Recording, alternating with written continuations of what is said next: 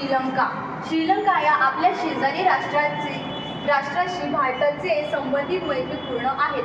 म्हणजे श्रीलंका या आपले जे शेजारचे राष्ट्र आहे, भारताचे संबंध त्याच्या मैत्रीचे.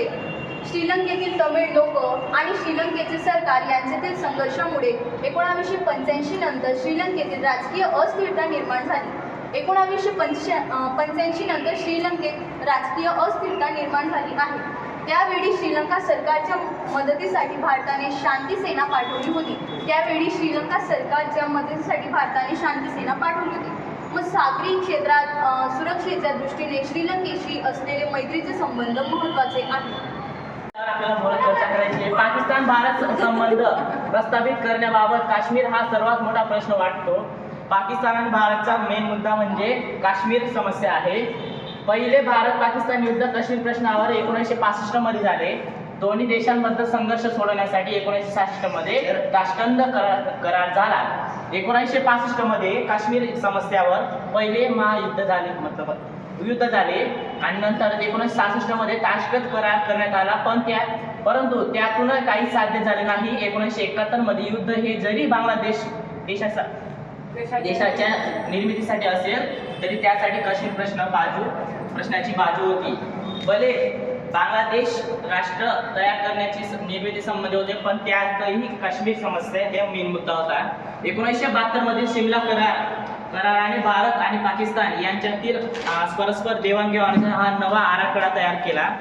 शिमला करारामुळे पाकिस्तान आणि भारत यांच्यातील देवाणघेवाणीचा नवा आराखडा तयार केला. 1999 मध्ये भारत आणि पाकिस्तान यांच्यातील कारगिल क्षेत्रातील पाकिस्तानाने केलेल्या घुसखोरीमुळे पुन्हा संघर्ष निर्माण झाला. तर पाकिस्तानने घुसखोरी केल्यामुळे काश्मीरमधल्या कारगिल भागामुळे ही कारगिल युद्ध झाले. काश्मीर हेच दोन्ही देशांमध्ये संघर्षाचे कारण आहे. संघर्षाने स्वरूप मात्र बदलले. भारत आणि चीन यांच्यातील संघर्ष दोन प्रश्नांची निगडीत आहे. पहिला प्रश्न म्हणजे सीमा प्रश्न आणि दुसरा तिबेटचा दर्जा. भारत आणि चीन यांच्यातील सीमेवरून जो वाद आहे तो अक्साई चीन आणि मॅकमोहन रेषा या क्षेत्रांशी संबंधित आहे. चीनचा दावा आहे की अक्साई चीन आणि मॅकमोहन रेषेच्या दक्षिणेकडील प्रदेश अरुणाचल प्रदेश हा चीनचा भूप्रदेश आहे. मॅकमोहन रेषा ही आंतरराष्ट्रीय सीमारेषा आहे. ही चीन मान्य करत नाही. हा सीमावाद संवादाच्या मार्गाने सुटावा म्हणून भारताने अनेक वेळा प्रयत्न केले, परंतु त्यास फारसे यश मिळाले नाही. 1962 मध्ये चीनने भारतावर आक्रमण केले. चीनशी जोडलेले आहेत. भारत व नेपाळ यांच्यातील मैत्रीपूर्ण संबंध पाया 1950 साली भारत नेपाळ मैत्री कराराने घातला गेला.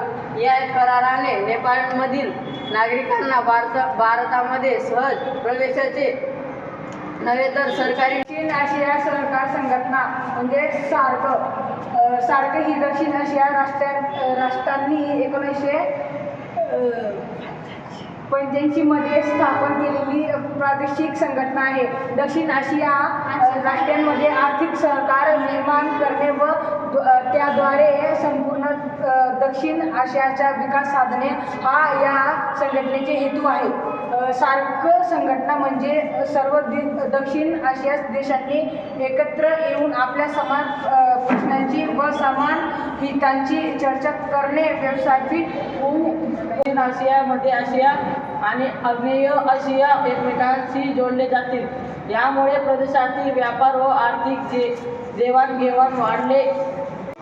अफगाणिस्तानमध्ये राजकीय अस्थिरता मोठ्या प्रमाणावर आहे. तालिबान या दहशतवादी संघटनेचे येथील वर्चस्व आहे त्याला कारणीभूत आहे.